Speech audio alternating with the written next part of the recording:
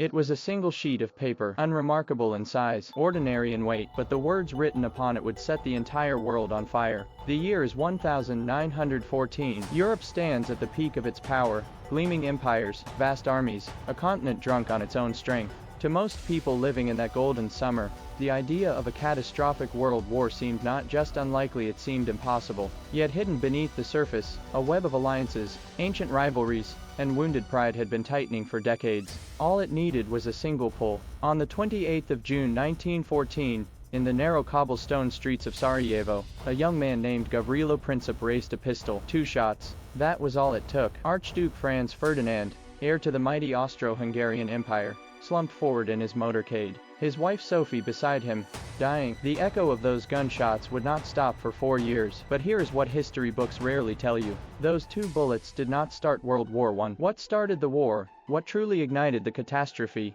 was a letter. A letter written in panic, delivered in confidence, and received by a man who would make the single greatest miscalculation in modern history. In Vienna, the Austro-Hungarian leadership was furious. The assassination was an outrage, a direct provocation from Serbia, they believed, but Austria-Hungary had a problem. They were not powerful enough to act alone. To crush Serbia without triggering Russian intervention, they needed one thing above all else: a guarantee of support from their most powerful ally, Germany. So on the 5th of July 1914, Austrian Ambassador Count Alexander Hoyos boarded a train to Berlin. In his briefcase, a handwritten letter from Emperor Franz Joseph himself, and a secret memorandum. Together they formed a desperate plea. Austria wanted to know, if war came, would Germany stand with them? What happened next in the gardens of the Berlin Palace would change everything. Kaiser Wilhelm II of Germany read the letter. His generals leaned in. His chancellor, Bethmann Hollweg, consulted briefly, and then, in what historians now call the single most reckless diplomatic act of the 20th century,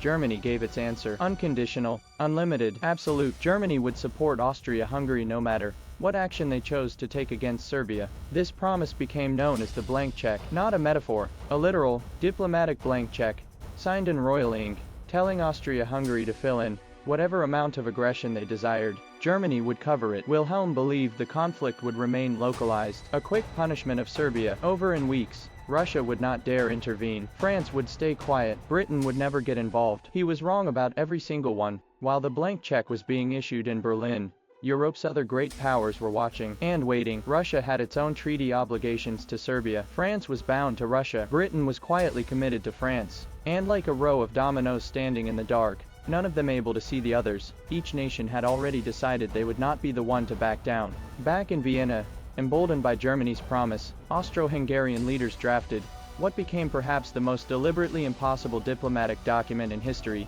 the July Ultimatum. Sent to Serbia on the 23rd of July 1914, it contained 10 demands, each one crafted not to be accepted, but to be rejected. Austria wanted a reason to go to war. They were manufacturing one. The world held its breath. Serbia, remarkably, accepted 9 of the 10 demands. 9 out of 10, but Austria-Hungary declared it insufficient. The die was cast. On the 28th of July 1914, Austria-Hungary declared war on Serbia. Church bells rang in Vienna. Crowds cheered in the streets. They thought it would be quick. They thought it would be clean. They had absolutely no idea what they had just done. Within 6 days, the dominoes fell with terrifying speed. Russia began mobilizing its vast army, the largest in the world. Germany demanded Russia stand down. Russia refused. Germany declared war on Russia on the 1st of August. 2 days later, Germany declared war on France. And then, in the early hours of the 4th of August, German troops marched into neutral Belgium, the final trigger that pulled Great Britain into the war. In less than 40 days from those 2 gunshots in Sarajevo,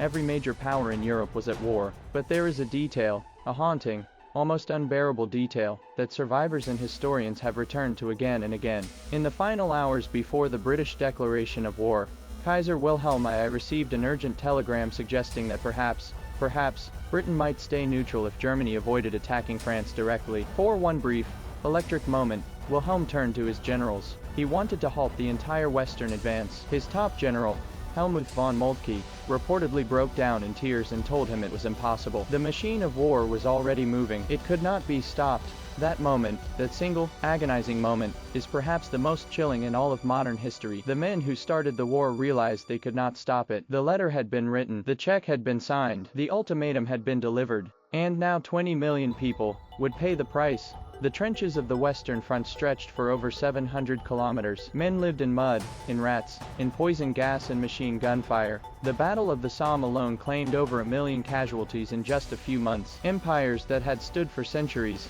the Ottoman, the Austro-Hungarian, the Russian Tsarist, the German Imperial, all collapsed under the weight of a war none of them had fully intended, and none of them could control. All of it traced back to that letter, that blank check, that ultimatum, that one catastrophic moment of miscalculation, in a Berlin garden on a warm July afternoon, when the most powerful men in Europe convinced themselves that this war, their war, would be the short, clean, surgical kind. It was not. When the guns finally fell silent on the 11th of November 1918, 20 million people were dead. 21 million more were wounded. Entire generations had been erased. And the peace treaty that followed, humiliating, punitive, and deeply unjust, planted the seeds for an even greater catastrophe just 2 decades later. The letter that killed 20 million people was never supposed to start a world war. The man who wrote it wanted a small war. The man who received it thought it would stay small. The men who built the alliances thought they were building protection. And the man who fired the pistol in Sarajevo thought he was striking a blow for freedom. None of them saw what was coming.